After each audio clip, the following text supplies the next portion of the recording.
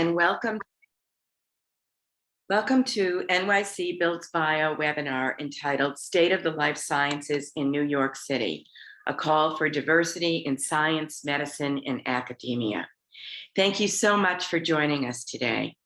My name is Nancy Kelly, and I serve on the steering committee and as a founding member of NYC Builds Bio. First, I'd like to acknowledge and thank the New York Blood Center, who is the sponsor of this event.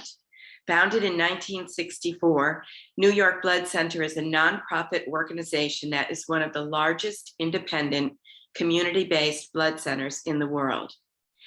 The New York Blood Center, along with its operating divisions around the country, collect approximately 4,000 units of blood products each day and serve local communities of more than 75 million people. The New York Blood Center and its affiliates also provide an array of transfusion-related medical services to over 500 hospitals nationally. And today they are working to ensure that the economic benefits of well-paying jobs in the life science industry are shared by all New Yorkers. And of course, I also want to thank the founding and corporate members of NYC Builds Bio, who make all of our programming possible. With its deep and diverse talent pool, network of premier academic medical institutions, and access to NIH's and venture funding, New York City has emerged as a major center of life sciences innovation. The COVID-19 pandemic made visible the benefits of life sciences for New York City and the world, and heightened awareness of the need for continued investment in the field. Subsequently, building on the impact of the city's $500 million investment in 2016, New York City pledged to invest an additional $500 million to accelerate the growth of life sciences, bringing total projected investment to $1 billion. At the same time, the pandemic called attention to the disproportionate adverse economic impact on underserved communities in New York, and laid bare the need to build a diverse pipeline of life sciences talent in the city in order to ensure that the economic benefits of the high-paying jobs would be shared by all. Today, New York City and its premier institutions are focusing on training a steady stream of qualified talent for thousands of high-paying jobs that will be created in the future, with a special focus on underrepresented students from disadvantaged communities. This webinar will focus on the potential benefits of life science expansion in New York City through economic and inclusive STEM workforce development programs. Our speakers include Jay Moore, Chief Financial Officer of the New York Blood Center, Mark Veach, Executive Director of the Deerfield Foundation, Constance Barnes, Director of Programs and Partnerships, the Knowledge House, and Bishop Mitchell Taylor, CEO and co-founder of Urban Upbound. Welcome everyone, and thanks for joining us today. This webinar is part of an ongoing series of online events hosted by NYC Builds Bio. You can view the series on the events page of the New York City Builds Bio website. Please register for our upcoming flagship event, the 4th Annual Life Sciences Real Estate Development Symposium, which will be held on November 4th at the Times Center. This year's symposium will focus on the greater New York metropolitan area, which also includes Eastern New Jersey and Southern Connecticut, and how it has emerged as one of the largest and fastest growing life science economies in the country. Before we begin, I just want to cover a few administrative details. There's a program highlighting the hosts and speakers for the meeting. These will be posted on the NYC Builds Bio website, and the program is being recorded and will be distributed to all registrants after the meeting. If anyone's having technical difficulties, please email info@nycbuildsbio.org or send a notice through the chat button at the bottom of your screen. Since most of you are participating in listen-only mode, please feel free to submit your questions via the Q&A button at the bottom of your screen. We will open up for discussion at the end of the program and will address as many audience questions as possible. Now I will open it up to Jay Moore, Chief Financial Officer of the New York Blood Center. Can you introduce the New York Blood Center and give us an idea of its mission, Jay? Good afternoon, everybody. And Nancy, thank you so much for the invitation to be part of this panel this afternoon. And it's a pleasure to be speaking alongside Bishop, Mark, and Constance on this important topic. So thank you very much for your invitation. Gladly, I would like to introduce the Blood Center, and you did a very nice job of giving a nice overview of our organization, which we appreciate. But just to underscore, I think most people know that the New York Blood Center and our divisions operating in 15 states around the country. We provide, particularly in New York, over 90% of the blood supply to Metro New York and its healthcare institutions. And we've been doing that for decades, as you pointed out. But I think what people may not appreciate is an equal part of our mission is to innovate and develop therapeutic treatments and options for high unmet need indications such as HIV, sickle cell disease, infectious respiratory diseases, and hemophilia. And as most of you probably also appreciate, these diseases affect disproportionately people of color and the underserved. So we are on the forefront of developing novel approaches in managing these important conditions. I would also say that our mission is to ensure a highly trained workforce, which I know we will be talking about in more detail throughout the panel, but I'll just leave it at that for now. Thank you. Great. So can you just describe for us a few of the career paths that you are developing for underserved communities? Yeah, I would say first, there are a couple of components to this. One is to ensure that we have a state-of-the-art facility.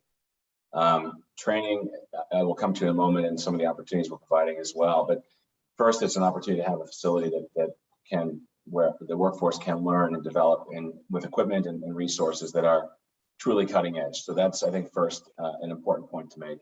But more important really is the workforce. And we have developed a number of initiatives and partnerships throughout the New York area to help ensure we've got a trained workforce and a robust pipeline of talent. Some examples of that, for example, are an ongoing collaboration with the City University of New York, CUNY.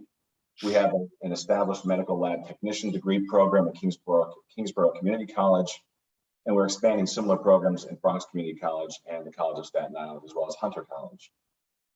We have, I think, as many of you might know, in our research facility on the Upper East Side, we have 15 preeminent investigators, or we call them PIs for short.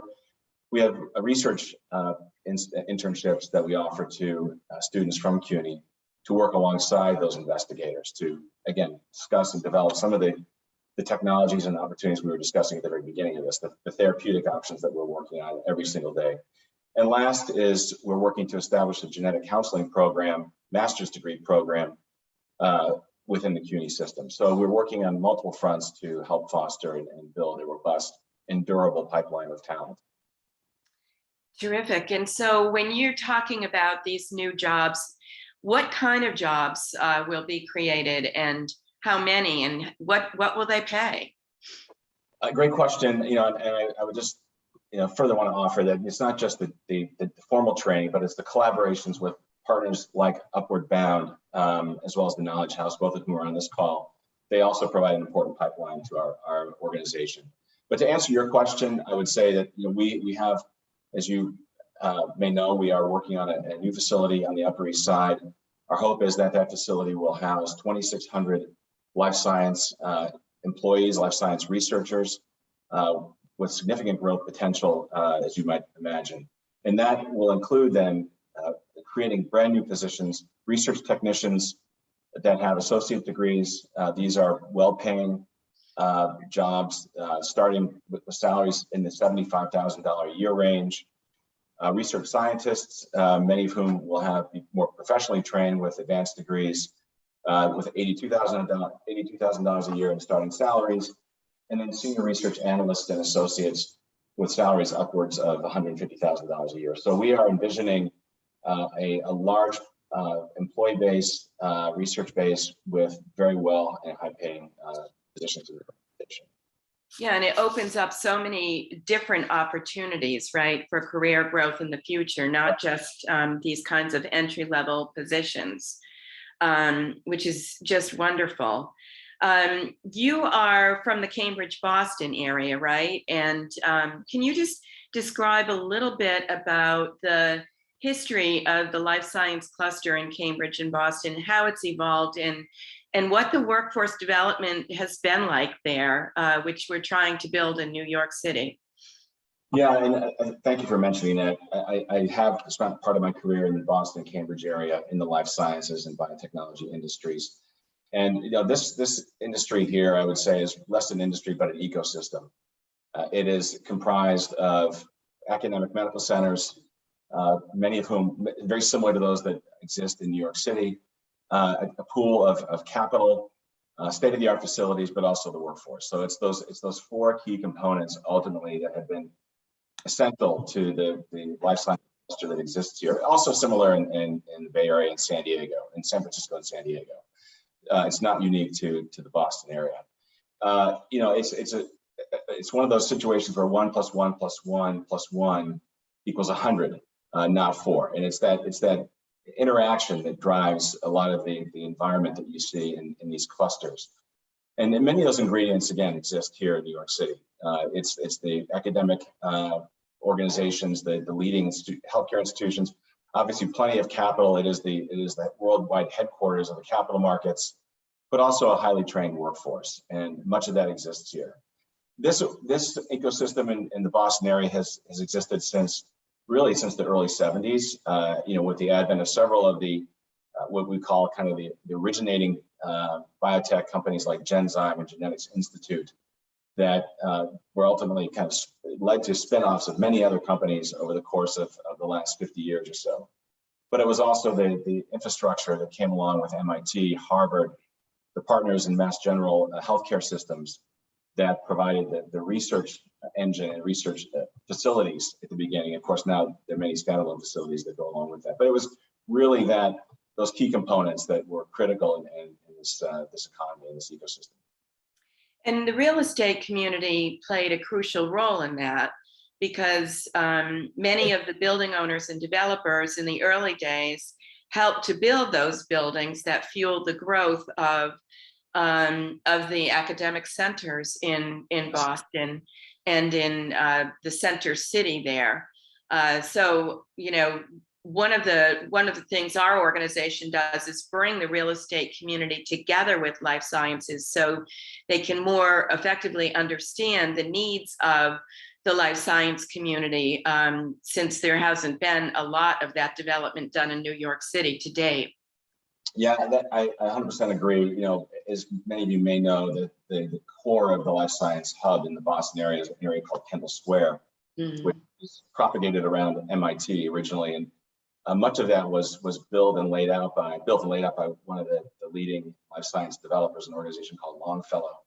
But Alexandria and others have been a key part of this build out of infrastructure, and many of these organizations, which I think is equally important, have contributed and invested in. They've established funds, venture funds, to help seed the residents and the incubated companies that have resided in their facilities. So they not only just build a facility, but they back and support these startup organizations, and of course that leads to investment in people.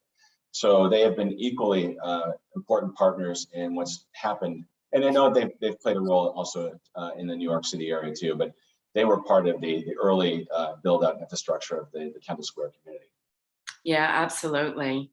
So Mark, thank you for joining us today. Can you describe the Deerfield Foundation and, what is your relationship to the New York Blood Center?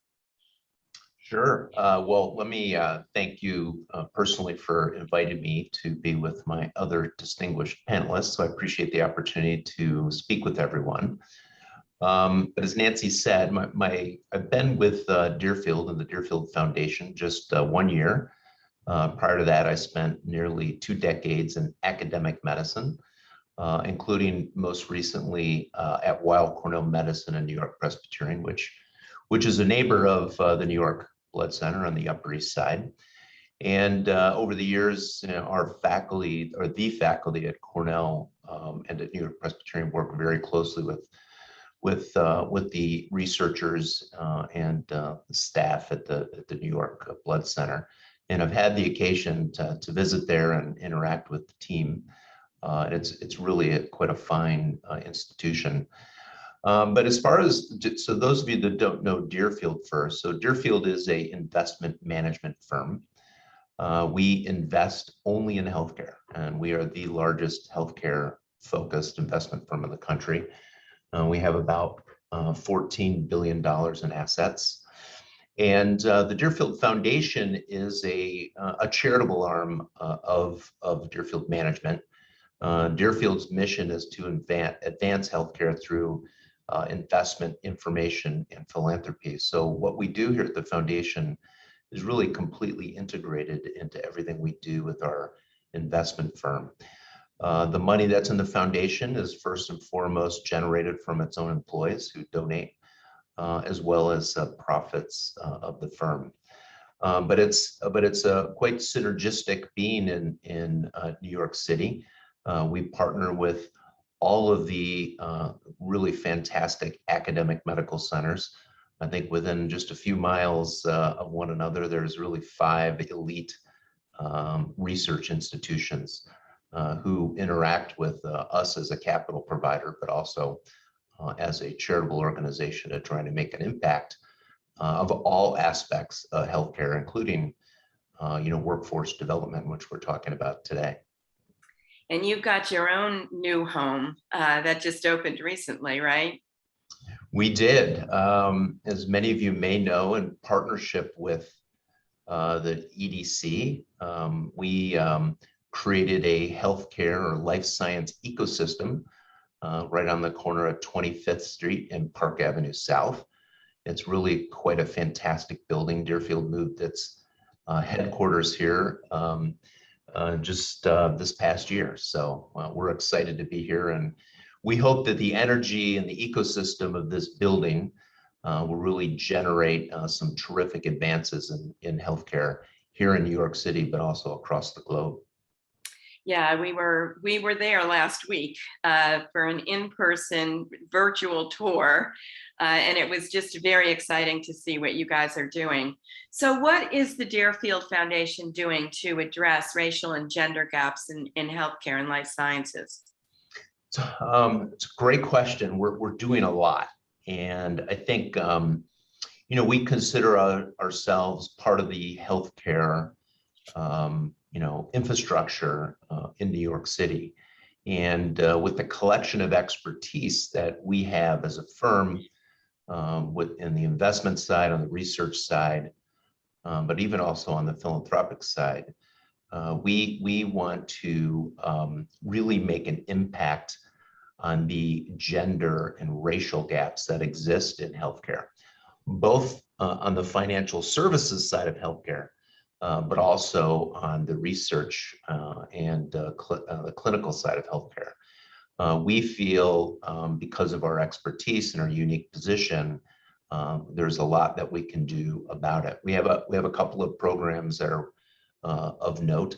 One, we have a program that's called Women in Science, and we're also expanding this program in the future to include not just the gender aspects of science, but also addressing other underrepresented populations in science. And this program works with our academic research colleagues that are in the labs making discoveries every day, and oftentimes don't have the same opportunities to commercialize their discoveries because of some of the gaps that exist, the opportunities that women and underrepresented populations have as perhaps their male and male counterparts.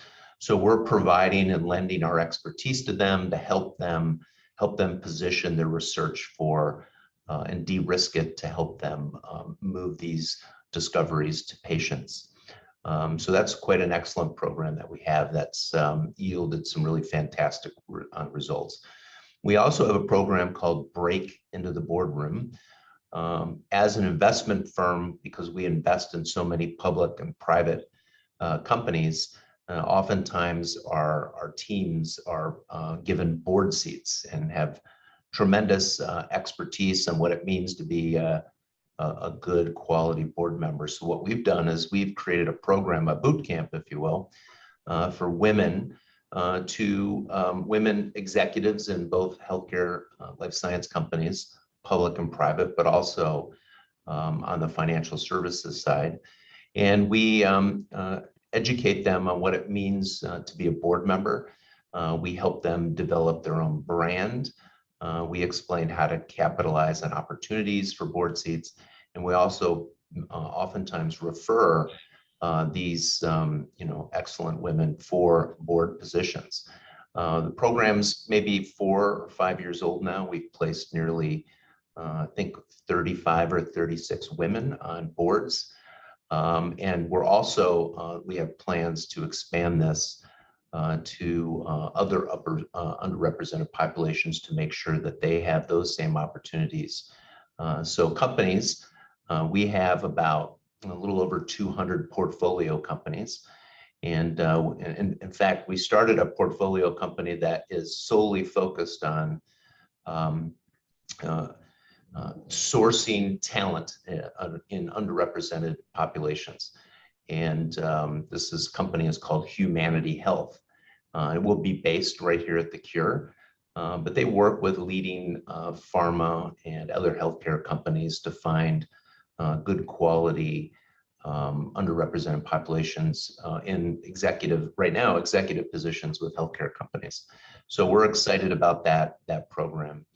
And then the one other kind of final thing, we feel strongly that we need to do our part and create outreach to students to share with them the opportunities that exist in healthcare.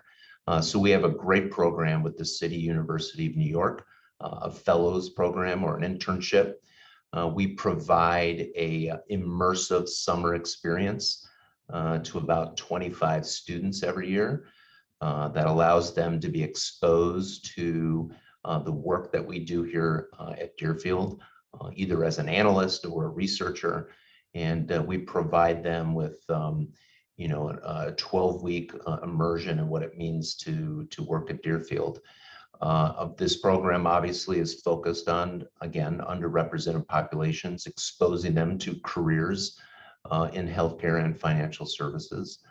And then once that program is complete in the summer, those that really performed well and show a true interest, we offer an academic year-long kind of a part-time job while they're finishing their degree. And they work on several different projects with our partners in the firm. Again, really giving them an unmatched, one-of-a-kind of experience at an amazing organization. And then at the end of that, we offer positions at our firm as associates working here. And it's unique because we really don't have that many entry-level positions. Many of the people that work here have advanced degrees, but this is a unique opportunity for the students at CUNY to not only immerse themselves, but find a job that's really, at the kind of vanguard of healthcare. Yeah, it's really hard to get a foot in the door with these kinds of organizations and institutions. So these kinds of, avenues to not only learn about opportunities that people may not ever have even heard about in their own families, but actually have a chance to experience them is just really very important. So what does success look like? I mean, this must be a long-term game, right? For you. What are the numbers that it's going to take to make a dent in this? Yeah, it's a great question, because a lot of these programs, Women in Science, Break into the Boardroom, the Fellows Program, were initiatives and efforts that were started by our partners. And we've given them now a home in the Deerfield Foundation. And what we're trying to do is scale, right? We're trying to grow and offer even more opportunities to Again, not a lot of these are focused, break into the boardroom and women in science on women. But we feel that the model of these programs is perfectly situated to be able to address some of the racial gaps and barriers as well. And the other thing that we're doing is we're partnering with healthcare companies.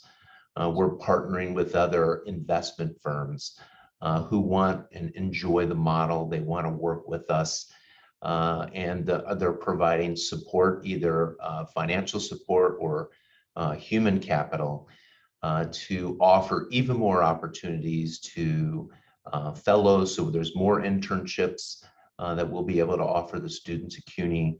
We'll have more women and underrepresented minorities to take advantage of our, helping them commercialize their research in the academic world, but also making sure we have those same opportunities in our break into the boardroom program. So success, as we are starting to kind of find partners and grow, scale, we want to have more people involved in each of these programs. Perhaps moving our fellows to, we had 25 this year, next year, perhaps upwards of 50, and trying to continue to grow that, as well as our other programs through these partnerships. That's so exciting. So let's turn to Constance Barnes for a moment, who is the Director of Program and Partnerships from the Knowledge House. And Constance, what you're doing is just so important. Can you introduce yourself and describe the Knowledge House a little bit? Sure. Thank you so much, Nancy, for having me. We truly appreciate being on the panel, and we are grateful for our continued partnership with the New York Blood Center. The Knowledge House is a nonprofit located in the Bronx. Our founder is an Afro-Latina woman, Geraldine Rodriguez, so I'm always pleased to be in her presence because it is not often that you see two women of color leading companies of tech. So it is a pleasure to work there. We've been around for about 7 years. We've served over 1,500 students in the New York City area. In this past year, ironically during a pandemic, we have actually expanded into reaching Newark, Los Angeles, and Atlanta. We provide training to people who meet certain criteria. They have to make less than $50,000 a year, which, living in New York is pretty challenging. Right. So we provide the technical training to those folks through a data science track, a progressive web development track, and this year we have also offered cybersecurity and UX UI development. It's a year-long program with 9 months of technical training, and then we're fortunate enough to have partners like the New York Blood Center who will allow us to place our students, and I have to pause there and say who will take a chance with our students, because that's really what it is. These are not students coming from four-year universities, although some of the students have some college background. They usually are coming from having little or no experience in tech. And we are grateful for partners who will say, I will give them the chance. And I'm happy to also say that our interns have actually had extended internships with the New York Blood Center. So beyond the 3 months that we anticipate when we start the program, that is what we aim for those positions to either turn into extended internships, or hopefully they will convert to full-time. So our students are placed in these programs. They have 9 months of technical training. Where we are a little bit different from typical boot camps, we really try to provide wraparound services. So on my team, we have case specialists who are similar to caseworkers. They work very closely with the students to ensure that if they have housing needs, if they have food insecurity, that all of those needs are met. We work very closely to find supportive partners in the communities that we serve to, again, ensure that our students have everything that they need to be successful. Because when you think about folks who are coming and our interns who are with the Blood Center, they are earning less than $40,000. Our bar is $50,000, but the stats show that most come in earning less than $40,000. That is really challenging. And to commit to our program for a year of their lives when they could be working full-time somewhere, hopefully earning more than that, it is truly a commitment. And so we do our very best to make sure that we try to remove the barriers that would prevent them from completing the programs. We are able, through grant funding and private donorship, to give them stipends each month. It's not enough to pay rent, but it is enough to really support them and allow them to take this chance and take the opportunity to pursue the year-long program. So we support them throughout the year. We have wonderful volunteers from a number of organizations, and would love to have more, who come in throughout the year. They host hackathons. They will do one-to-one tutoring. They will do mentoring. They do all sorts of things to ensure, again, that this population of students is truly supported throughout that year to, again, change their lives at the end of this program. And I'm a CUNY graduate, so I'm always happy to be in places where CUNY has been supported. And I understand that the opportunities that we offer are truly life transforming. When you think of a student who, and Nancy, we were talking the other day about some of our students, when you think of a student who may have entered our programming earning about $25,000, or we'll take the example that I have here, earning $38,000, and they are able to then obtain a position where base is $75,000, but we have had some students most recently who earn $90,000 a year. That is life-changing, not just for the student, but their entire family. So again, we are happy to have partners who believe in us and support the work that our students do. So how do students find you? I mean, and do they have to apply? There's an income criteria, but how else are they selected? Sure. A lot of our students are referred from other students in the program, from the previous cohorts. They may know some of our instructors. I like to joke that a lot of my students from Lehman actually follow me over to the program, and they're now enrolled in the program, or they may do searches. We try to partner with a lot of community-based organizations to put our information in places where we know that population may enter, and they'll find us there. They do go through an application process, but again, we support them through that process.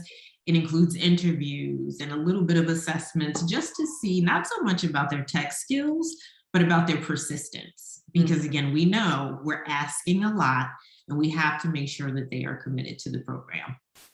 Yeah, so give us an example, a real life example of someone who's come through and whose life has really been changed by this. I had the pleasure just recently, and Nancy, actually in the few days since we've talked, the student that we talked about has now had another opportunity to do some, to do some publicity. So it's really, one step really leads to just a series of things that are life-changing. So I'll share really quickly. We have a young lady who is of Mexican descent.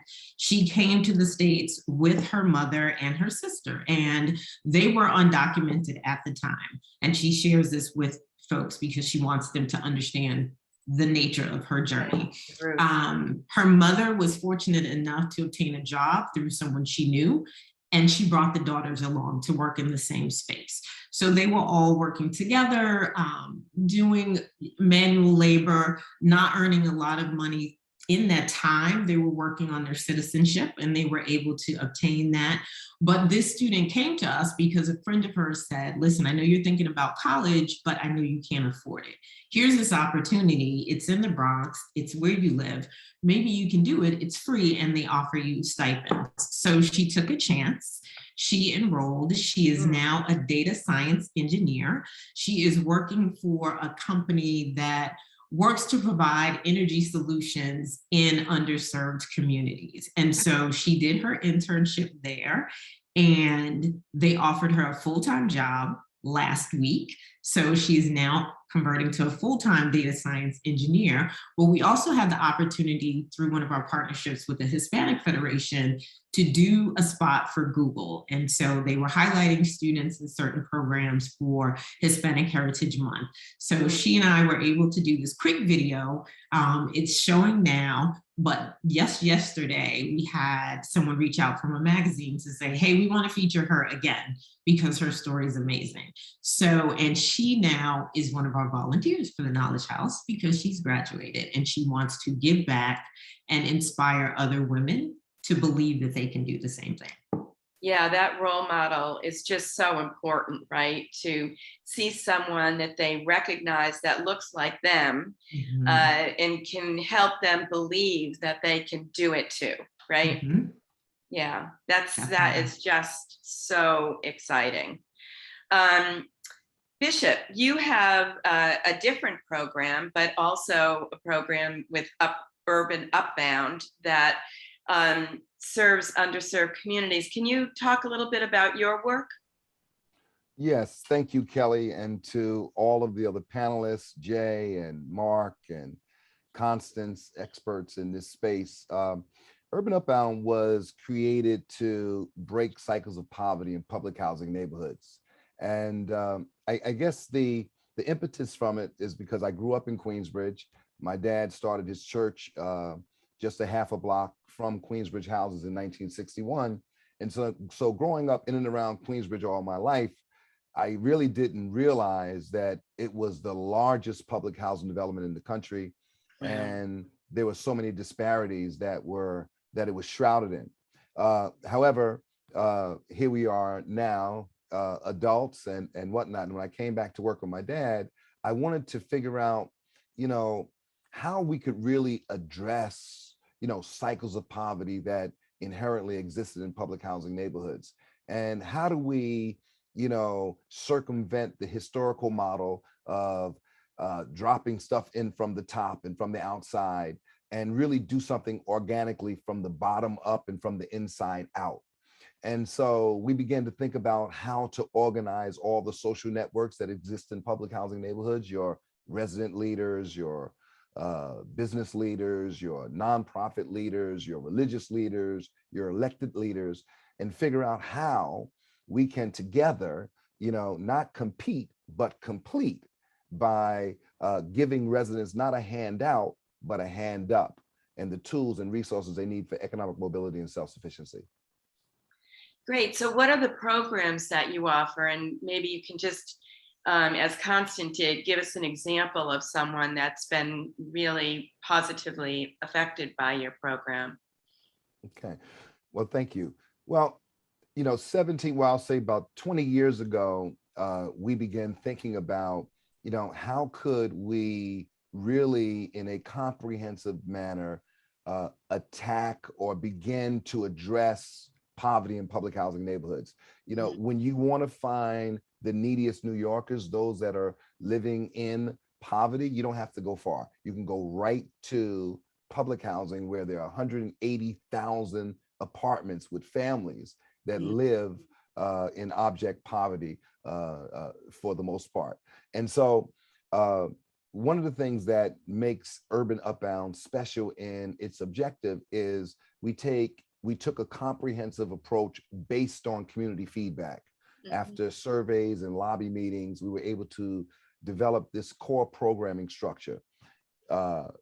Business development, helping local entrepreneurs with their ideas and their innovations and giving them the support to start their businesses.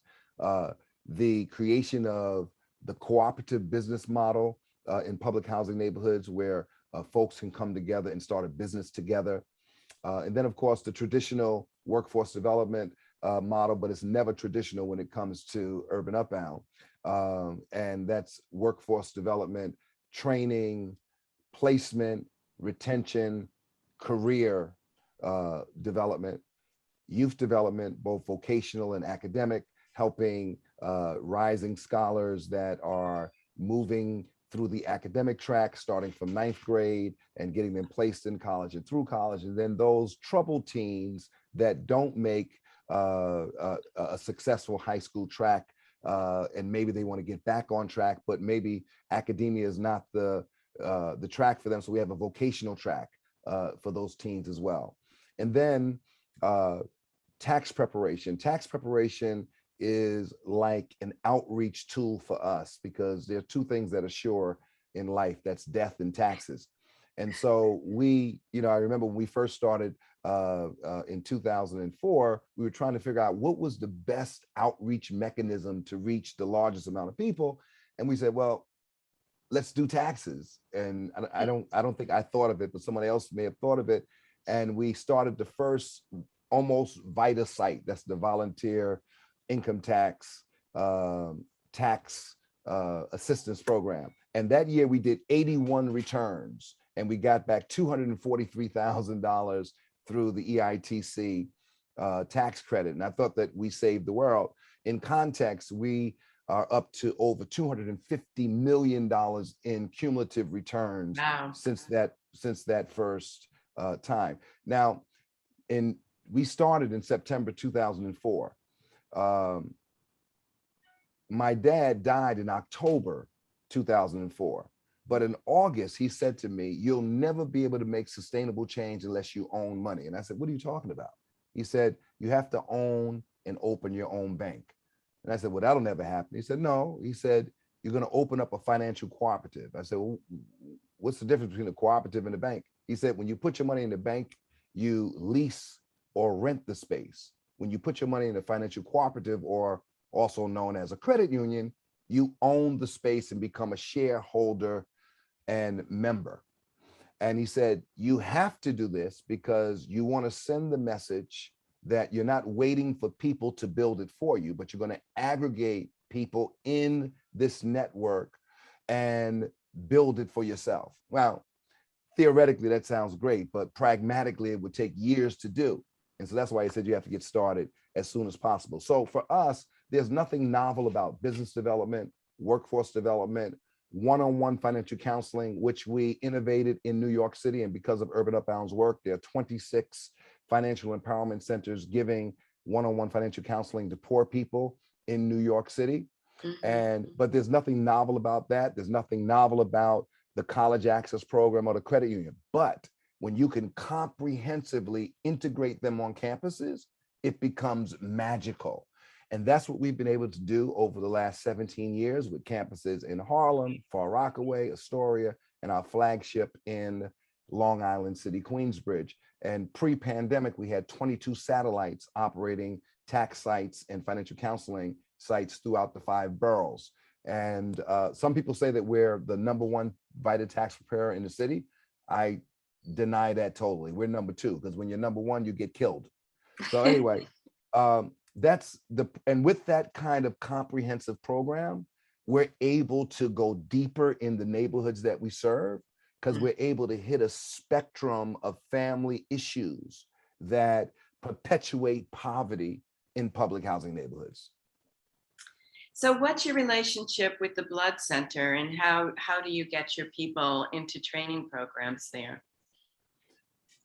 So, interesting enough, the Blood Center has a significant site not too far away from our Queensbridge site.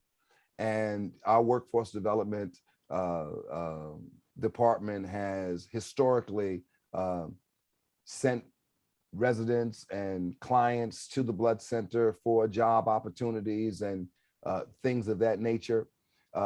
When I knew that they were going to be expanding their footprint just 2 miles north of Queensbridge houses, and then 2 miles south of Jefferson and the cluster of houses in East Harlem, I thought it would be a wonderful opportunity to deepen that relationship and expand our opportunity to help and empower residents of public housing in the science and STEM technology fields.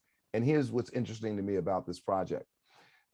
If I live near a fishing enterprise, the idea is that my children, young people, will become, fishing owners and have a fishing enterprise of their own. If they live next to a science and tech lab where these things are going on, then the expectation is that they will have greater access and interest in science and technology and things of that nature. And so, my thought is, with the disparities in career opportunities, not just jobs, but career opportunities and things that historically Black and brown communities have been left out of, I see this as a tremendous opportunity to press into those neighborhoods and create a pipeline of interested students working collaboratively with the Knowledge Center, working collaboratively with Deerfield and other partners to, close that divide and have more of an equitable, inclusive engagement for all communities in STEM and technology. Yeah, it's pretty hard to dream about a career in science if you've never even had anyone in your family or anyone in your neighborhood working in those industries, right? So how did the pandemic affect the communities you serve? And maybe Constant, you can jump in here too. I imagine, that the neighborhoods that you work in were the hardest hit. Yeah, so I mean, we had a double whammy especially in the neighborhoods that we reside in and the residents that we serve. When the pandemic hit, of course, for our Long Island City campus, because we are surrounded by a vast number of hotels, when the mayor decided that they had to domicile the homeless population in as much as individual rooms as possible, they commandeered about 500 rooms in and around Queensbridge houses and populated those rooms with our homeless brothers and sisters, some of which had severe mental health conditions and so on and so forth, and other things that were going on with them. Then on top of that, the residents that live in the neighborhoods that we serve, a lot of them were forward-facing workers, retail and whatnot. And so when the pandemic hit, they were the first ones to get furloughed, sent home, and in some cases laid off. And we had to, I know other organizations had to close down, but this was the time for us to put a fine point on our pencil and really create relief and recovery for our residents. So we did, without going into long detail, we opened up a 10,000 square foot warehouse with refrigeration to service 39 sites with 300 pounds of food weekly during the pandemic. And then on the recovery side, our counselors were working with folks that were furloughed, trying to make sure that their health insurance would continue throughout the furlough, making sure that if there were people that we were certain their jobs weren't coming back, helping them think through what other career opportunities would be available for them, connecting them to resources and cash assistance and such alike. So I mean, and then the most challenging population was the population between 45 and 55, especially those that may have had a high school diploma, but not more, and may not have had a high school diploma, but forward facing, worked their way up from entry-level job to a managerial position, making a considerable salary of maybe 60 or 65,000. Now that person has no job, but no credential and no relevant training for the new marketplace, and they're older. And it's really, challenging when you run into those particular parts of the population that still have to work, and you have to place those folks. So I mean, those are some of the challenges that we saw during the pandemic and how we kind of responded to it for our residents and our clients. Yeah, what an amazing story that is. Back in April or May, right when the pandemic started, and the challenges with the medical centers were at its height, we had a webinar that invited many of the design and construction companies in the city to talk about how they had responded to assist the medical centers in expanding their facilities so they could accommodate the number of patients. And hearing this story from you today makes me understand that, the response was far greater than just that in New York to keep people moving forward and, save lives, really. Constance, do you have any comments or thoughts on how it affected your communities? Definitely, and thank you for letting me chime in on that.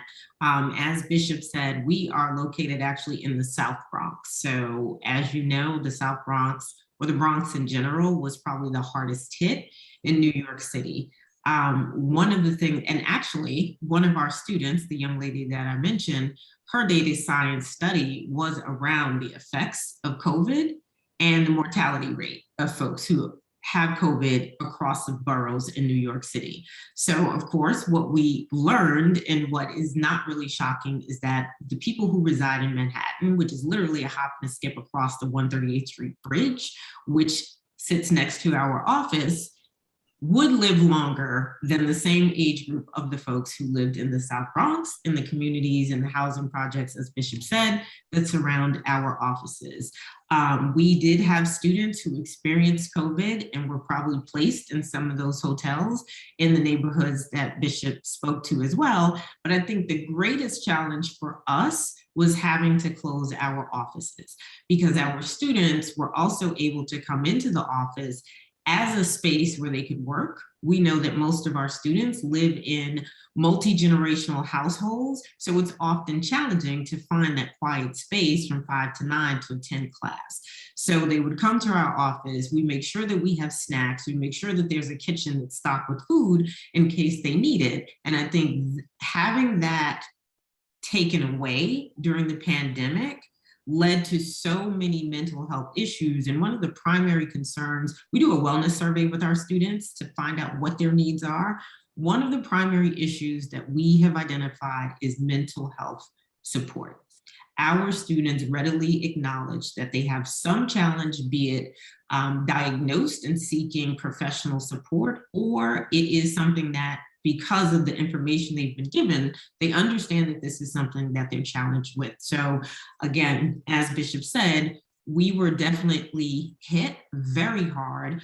Our current group of fellows also identified that many of them were laid off because either the company closed due to COVID or their position had to end due to COVID. Yeah. So Jay and Mark, listening to this and these stories, like maybe you can just comment a little bit on how your organizations can build stronger partnerships with organizations like these that really have boots on the ground in the communities where you need to reach. I can maybe chime in first, Nancy, Mark, if that's okay with you. Just listening to these stories and just to kind of drive it home, we have a real labor shortage challenge, I would say, in the blood industry. I mean, we depend on folks working, donor centers who are trained phlebotomists. We do a lot of the training in-house. People who are involved in the medical technology field who actually break down and manufacture our blood products. We have a large manufacturing facility in Long Island City, just across the bridge, across the river from Manhattan. And it's really limiting, frankly, our ability to maximize our collections. We have a blood shortage for a couple of reasons. One is, the aging demographics of the donor community, number one, but COVID has made it difficult. We don't do blood drives like we used to do in high schools and in houses of worship. So we depend on our donor centers, but we depend on the workforce that staffs those centers. And so frankly, for me anyway, and for our organization and my colleagues, having a direct pipeline of this sort of talent is critical to be able to fulfill our collection objectives. And so I think COVID has affected all of us. And frankly, it is a challenge for us. And so listening to these stories, I think really helps us build the relationships further, but also I hope it provides some more direct and more tangible. I mean, the training programs and the internships are great, but these are really truly tangible opportunities as entry-level roles in the health services field. And there's a huge unmet need. I mean, the research is a big. We have to fill those open positions, and I think that's something I just want to make sure is I impress on the audience and the participants today, where I think we can work very closely together. Wow, terrific. That's very encouraging to hear. So the Deerfield Foundation in Deerfield, we because we have access to philanthropic capital, we actually partnered with a number of different organizations during COVID in the Bronx and Harlem and Brooklyn to provide anywhere, meals and PPE and all the critical needs that are what we consider our partner organizations. And these are organizations we worked with for years and provide support every year, philanthropic support.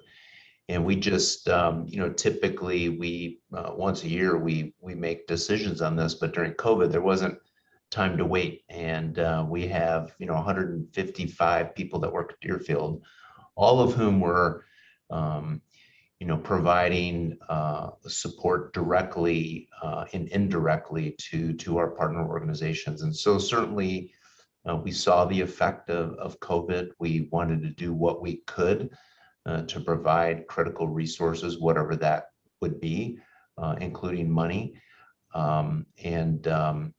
We consider ourselves part of New York City. It's our own community. It's our home. And it was the way that we gave back, if you will. So. Well, that's really great to hear. I haven't seen any audience questions come in through the chat button yet, but I'm happy to take any questions from the audience. And I guess, do any of you have questions for each other? I have a couple. Sorry. Okay, I'm sorry. I asked a question, but this is to both Bishop and Constance. I'd love to get your thoughts on what makes a corporate, I call it a corporate partnership or a relationship with an organization like the Blood Center. What makes for a good partner on the other side? In other words, what keeps it sticky? How beyond just the original placement, how does our organization, our team, how do we work better to make sure that it's fulfilling the objectives of your clients and your students and those that are looking for these sorts of opportunities? Just love to get that perspective. Besides the open positions and the money, but really, how does it in the day-to-day? What makes it work? I'm going to yield to Constance first. Thank you, Bishop. I appreciate that. Jay, I think it is the continued engagement and the showing up, right? As much as we do appreciate the positions and definitely the money, we want to have people show up. We want you to come to the Bronx, come to our events. We're doing virtual events. Come to those. So not only can those interns see you, but other students can see you, other staff members can see you. I think that access is our biggest challenge, right? And as Nancy said in the beginning, being able to see things. If you come from a place where in minority communities or communities of color, health is one of those areas where there's great distrust, right?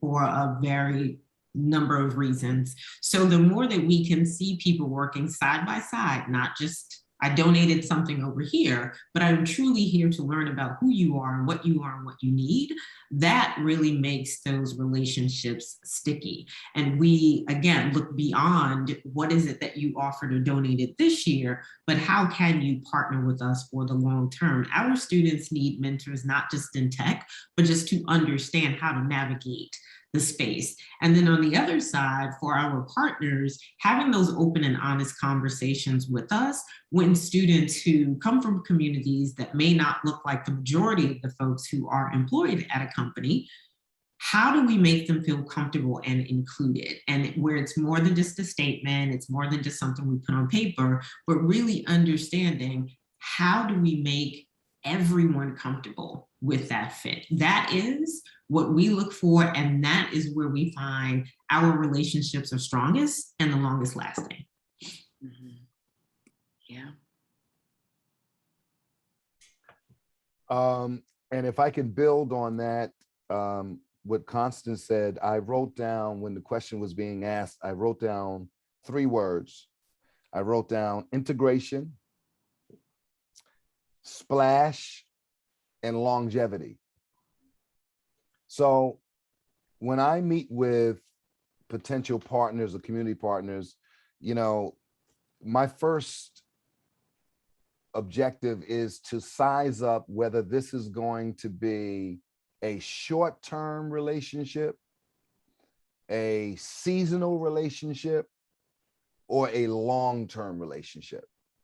And in the conjecturing, I expressed the fact that, we're doing long-term poverty-breaking planning to not do glancing blows, but to address structural poverty as a result of structural racism and disproportionate exclusion for Black and brown communities. But so the best way that a corporate partner could show up is through integrating the relationship. So it's not only placing someone in a job, but it's identifying corporate executives to possibly be on boards in the nonprofit community or catchment area that you're identifying. So, you know, not only are you supporting the institution, but you have someone on the board of the institution or someone on the advisory council connecting to that institution. I always find that if you ask for advice, you'll get resources. If you ask for resources, you'll get advice. And so I think we have to find ways to make sure. So, I mean, because the first thing you said, I took note of it right away. You said, besides the money, you know, because that's the problem. Corporate executives, and especially in your position as the chief financial officer who has to approve the payments that are going out and make sure whatever, you know, you, in your mind, all these folks want is money, but that's not all that will change the world. It's the technical expertise that it took to get the position that you're in, Jay, right? And how could those skill sets be transferable in the nonprofit partner space that can help build that ecosystem as well? So I think there's a lot of ways where interplay can be sustainable and substantial at the same time. But I think that these, you know, money grabs and whatnot, that doesn't work. That's foolishness. And that's why, and people on your side of the table can recognize that, and people on our side of the table can recognize that. So that's just some of the thoughts I had. Yeah, it's that social fabric and connections, right? That's so important. Go ahead, Jay. No, I just wanted to thank both of them for those comments. That was really helpful. Thank you so much. Yeah. Can I ask a question? Can I ask a question? Go ahead. Yeah, Bishop. So Jay, you know, the Blood Center is, you know, well known for its vital work in this field and in this space, and the reputation far exceeds what we're able to even codify in thought on this presentation. But what, as a CFO of an organization like this, what do you look for in nonprofit partners? What is in your mindset when you try to codify what success looks like between your industry or your business and a nonprofit community partner or the community itself? So thanks. First of all, I appreciate the question, Bishop. And, you know, I think, you know, frankly, you've touched on many of those points. We are a nonprofit also. We also operate a bit like a business. You know, we deliver a healthcare product and a healthcare service. And so we have sort of split personality in a lot of ways. We have to think like a business, but we're also a nonprofit. You know, I would say that many of the things you hinted at is, and look, as a CFO, I also wear a different hat. I'm also a chief business officer, meaning I also set up relationships between ourselves and emerging biotech companies beyond just being the CFO. And, you know, the relationship goes both ways. You know, I think it goes beyond the money. And that's why I asked the question, because, you know, people can write checks and provide philanthropic contributions, but you've got to have buy-in on the other side and have tangible results to show. So I think that in finance and deal making, it is about results and tangible outcomes. So I think having data, but more importantly, having the commitment top down makes a difference, and having ownership for it. And I use the term when we're doing quite a deal between our organization and in my prior career as well, between our organization and companies, or in some cases in venture capitalists such as Deerfield. You need a champion to make something happen. You can have a deal maker, but ultimately, if you don't have the buy-in, and a champion to really drive it. And you mentioned a board position, maybe that's part of how that happens, but those things make a difference in getting things done and making sure they're successful. That's, I don't know if that answers your question, but I think that whether it's a for-profit or nonprofit partner, I think in both cases, in those instances, they're the same. I don't see really a difference, to be honest.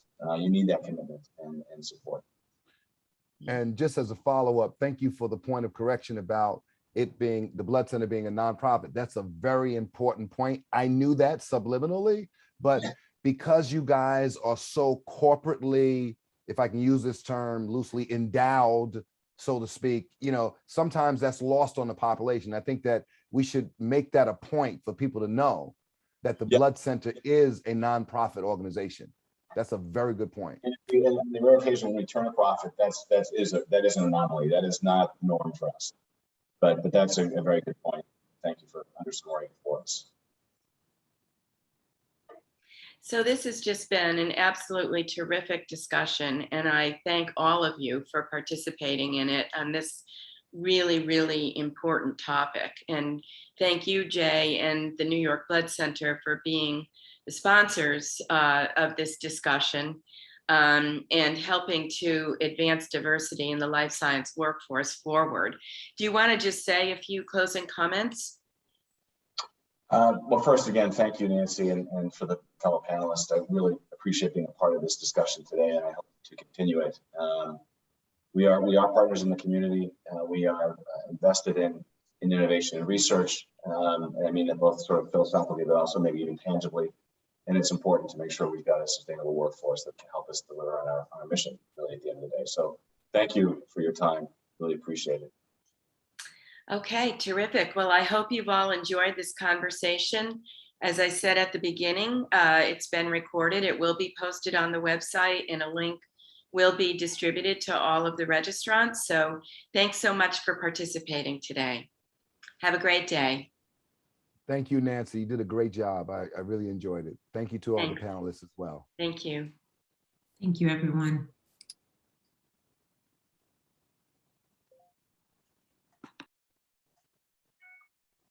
Okay, how do I do this now? Okay.